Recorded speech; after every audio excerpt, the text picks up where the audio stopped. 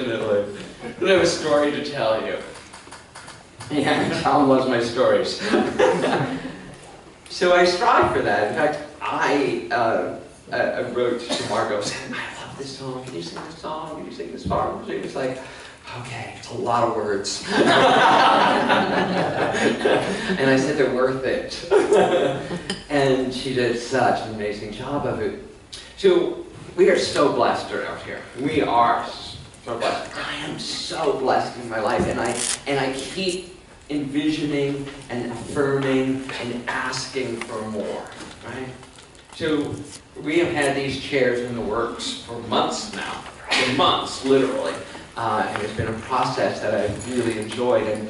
And as you know, Peggy's last day was Wednesday. She was here for her last Sunday last week. Peggy's our office administrator. And we made all the arrangements for the chairs before she left. So the chairs are due to arrive on July 13th. And on this Thursday, July, what was that, 7th? 6th, 7th. Anyway, I'm in the office at 4 o'clock. I'm about to go. I'm going to have to pick up my daughter from the nanny at 5. And I get a phone call on the office phone, and it's the truck driver saying, your chairs are here. And I said, excuse me? You have to know that we had a moving company scheduled for the 13th to take all the old chairs out and bring them away to someplace else, and that the truck driver with the chairs will not touch the chairs. We have to have movers here to take them off the truck and unwrap them and unload them in here. And I was the only one here. With knowing my daughter. And so I'm having an epic meltdown, calling the company, calling on, can I refuse the delivery? The truck's there, this guy wants it, and he says, no, I can't go anywhere, because unless I take your chairs off the truck, I can't make any of the rest of the deliveries today. And I'm like, that's not what I was saying, but it was something. So I'm on the phone with the company, the delivery guy's trying to get me to take the I was like, going, where am I going to put them and how is it going to happen? So he agrees to do it for a fee, and he takes all the chairs off the truck, and we fill the lobby with it, and I'm trying to make room in here, and I'm calling the people who gave us the chairs going, help! And I'm trying to figure out what to do. And so I do what I can, we get them off, I have to leave. I'm making phone calls the whole way to get Roma, and knowing that the rest of my day is just blown, I stopped. And I was like, okay. So I pick up the kids, and it was the last night I could take them to the Sound of Music sing-along at the Castro Theater. So I got them dressed in their best lederhosen, the little big rattle dresses, and we went off to the Castro Theater and sang a few of my favorite things together with everyone else. It lifted my mood, and I got home and put them to sleep. JD was working late that night and put them to sleep, and so I was dad alone, and finally collapsed. And luckily, David and Alan came over on Friday morning and helped me, and I had Alex come over as well, and we just started moving everything. Got the old chairs out, got the new chairs in, but before all that happened, Errol was walking in to do some work for Absolute Abundance for me, and so I'm here and I'm pulling out my hair, and Errol walks in and he says, how are you? And I let out a stream of expletives. He just looked at me and said, I'm blessed. Hi, Reverend. And he said, can we pray? And I said, you think? You think maybe I need to pray? Because in my head, Friday was my day to do my talk. In my head, Friday was the day I was going to prepare the class I'm teaching at 1 o'clock today. Friday was the day I was going to print the bulletins and do all the things that Peggy usually did, but that now says you're not here, that I'm doing until we hire someone. So all of those things went, phew, all of those things, and I knew that that meant that my Saturday then got eaten up. and that I wasn't going to be able to do the things with the kids I wanted to do with Saturday, and then I would be up late into the night making sure it was all done.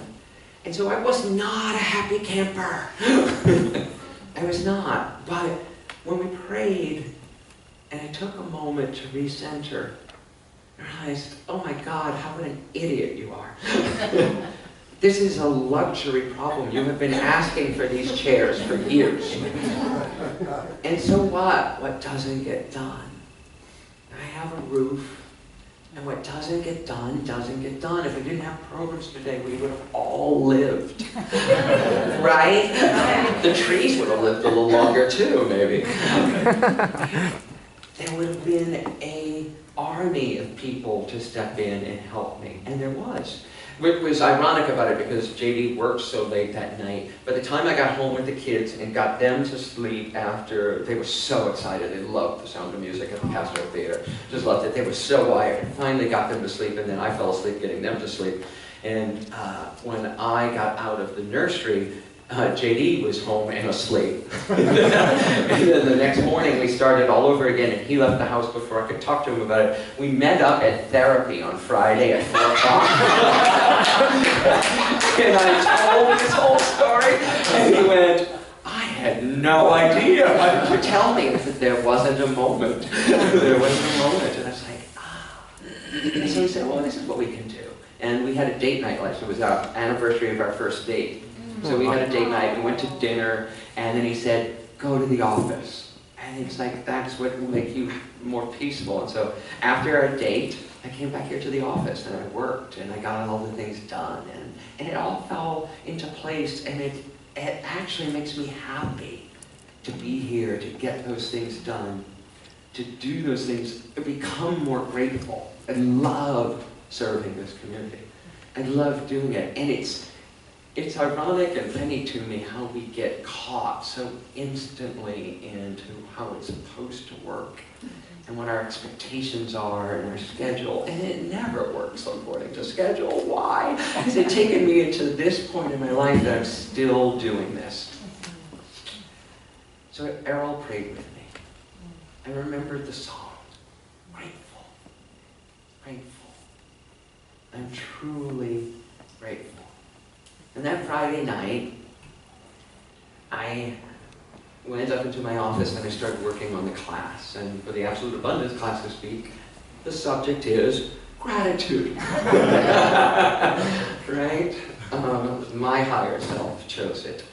And I started looking at videos where people talking about gratitude. I started doing the readings again about happiness and positivity and reminded myself what it's really all about.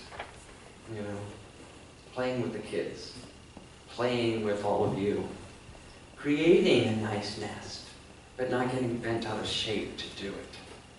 Remembering what's important. And also remembering to be happy. You know, there's a lot of new research that proves to us that when we do take on the steps necessary to have a positive attitude and a happy outlook on life, we're actually more successful, we're healthier, we live longer, and we make more money, literally, because we're more adept at problem solving. And it doesn't matter what your baseline of happiness is. We all have a baseline of somewhere we live happily, right? Our happiness quotient. But it is not a fixed place. There are things that you can do to lift your level of happiness, your baseline of happiness, so that when you vary in it, it's at a higher level. And they're simple and wonderful steps.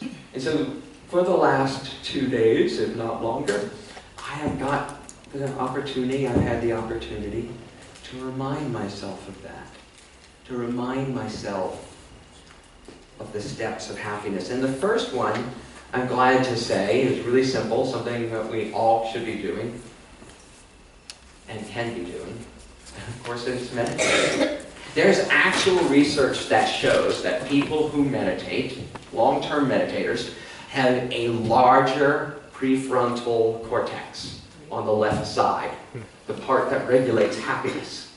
and that you don't have to become a Buddhist monk in order to get it, that 5 minutes of simple watching your breath every day will lift your happiness quotient, lift your level of happiness on a daily basis. So we're going to practice that today.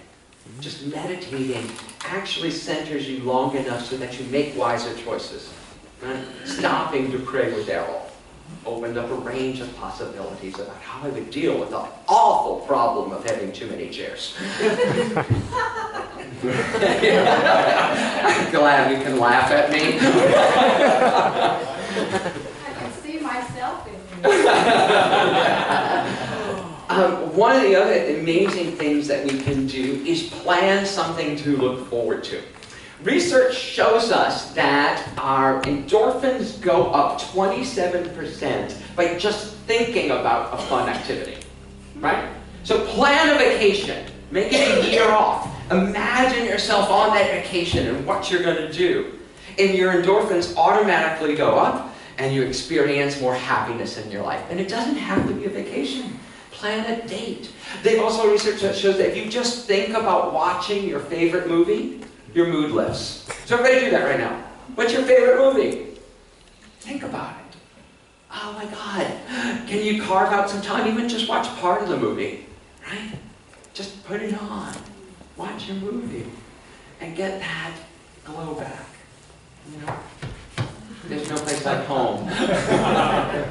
Whatever it is, sing along with the sound of music.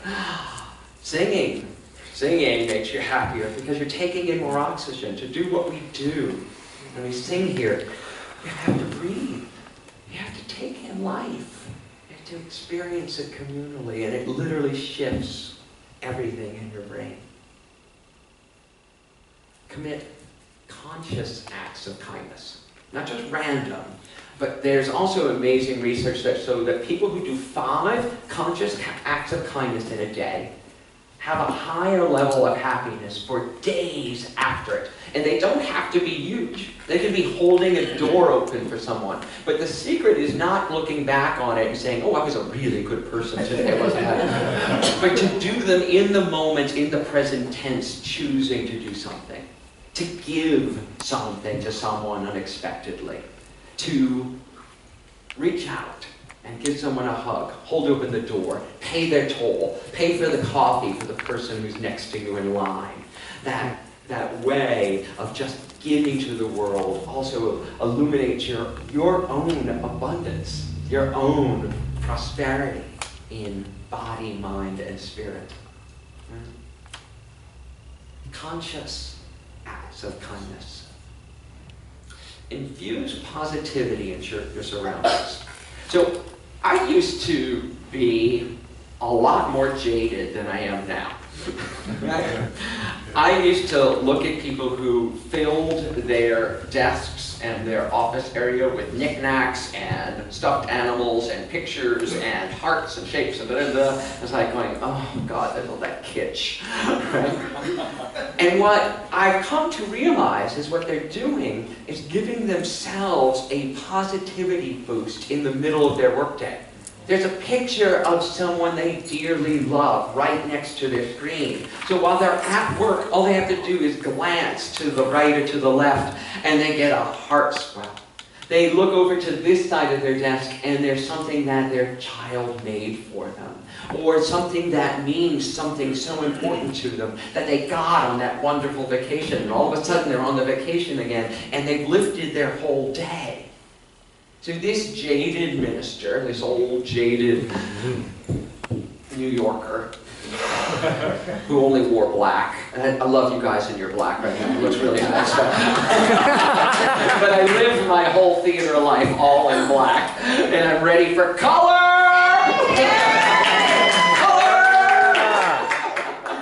Right? And to give myself that boost of energy. When I pulled this shirt out today, I was like, yes. I want to wear the blue and green stripes, some of my favorite colors. Stretch, yes! Remembering without your shoes. Look at those blue shoes. She's so limber, ballet dancer. Right? To do that, to put pictures of the ballet, pictures of your mom, pictures of things that are important to you in your line of sight.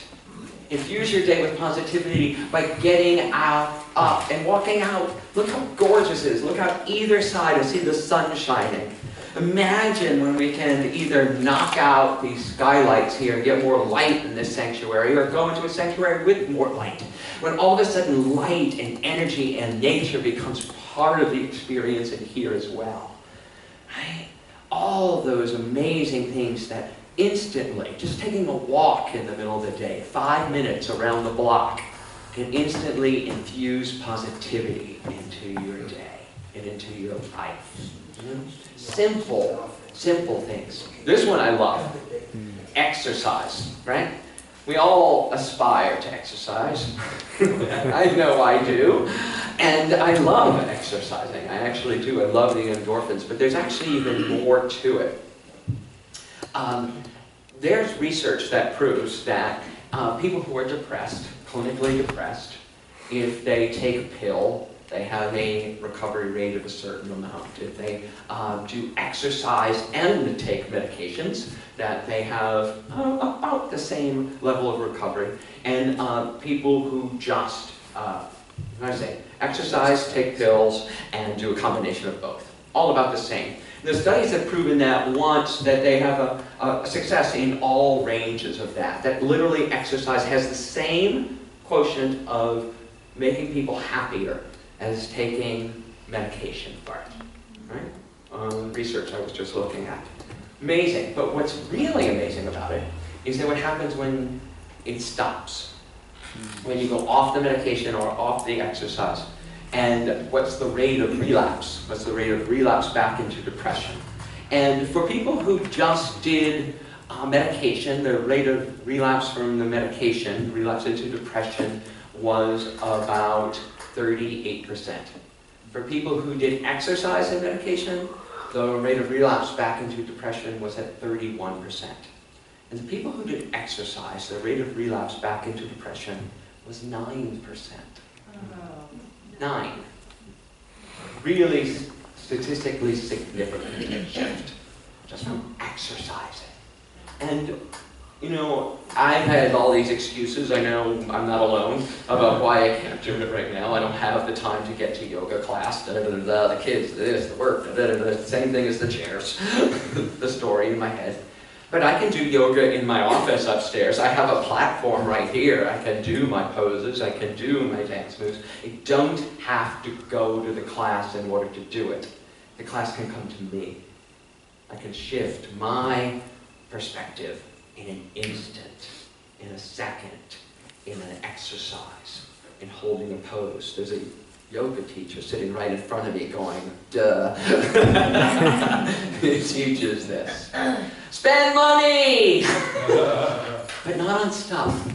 The research is really clear that actually spending money will improve your mood, but not if you're just buying something. Right? You can buy all the some things you want in your life, and you will be bored with them before you can get them home sometimes. I see it with my kids. Next, next, next, next. Can I have that? Can I have that? Can I have that? Well, we're all the same way. Can I have that? What the research shows is that when you spend money on events, going to a concert, going to dinner with friends, making a dinner for your friends, doing pro-social activities, that you literally lift your mood. And that the people who do spend money in that way, creating community, creating events for people to share, are happier, more successful, and live longer. Exercise is signature strength. I love this one. We all have them, right? The author of the book I was reading, like I said, his is loving learning. I'm looking around, I know people who have writing, I can see in the room, people who dance, yoga, singing, giving, teaching. What is your signature strength? Being with people, playing. If it's not in your life right now, find a way to make it part of your life. Just finding 5 minutes, 2 minutes a day to inject it into your life can lift your mood. The author, Sean Aker, was saying that his is learning. He loves learning. But given that his life is so busy right now with traveling and teaching and promoting, that he didn't have a lot of time to go sit like in a museum in all these wonderful cities he's visiting, to be a tourist, because he was going to these cities to work. So he made a deal with himself to find out one fact about every city he was visiting. Just find out one fact and learn one thing about the locale he was going to. And it shifted his mood. So it wasn't just he was burdened with having to go to these cities and not be able to explore them. He knew something about what he was doing and how he was doing it. Simple interventions, interjections like that change us. And again, meditate, meditate, meditate. Just to get quiet. To say, I can't fix this all, and I don't need to, because there's really nothing wrong. It's not wrong that the chairs came a week early. It's not wrong that life changes. It's not wrong. It just is. So how do we step up to be that? One of my favorite little facts I learned this week is there was a study done of nuns from early in the 20th century. This group of nuns, 75 of them, back when there were nuns, right, at that number, all entered this convent, and they were asked to make a journal of their experiences and their emotions when they entered the convent for those years that they were training to be nuns. And someone went back and coded all of these nuns' journal entries for positivity, showing positivity of emotion, of attitude towards life. And the fascinating learning from it was that the nuns who were in their 20s at the time, who showed more positive emotions, who showed more positive energy towards life and its circumstances, lived an average of 10 years longer than the nuns who were expressing negative emotions in their journals. 10 years. Now, it's proof that how you hold yourself really does affect your health, your well-being, about how you will show up for work, and how your body is going to respond to life. Just by being happier, by making these small daily adjustments to your level of happiness, you can shift your health, your wealth, and your longevity. Wow. Choose. Choose. I am grateful. I am so blessed to stop at every moment, no matter what's going on, and to choose how to respond, to choose how to see it, to open your line of vision. Let's take this to our time of meditation, to our 5 minutes of peace. Marga is going to lead us in, of course, I am so blessed, so that we can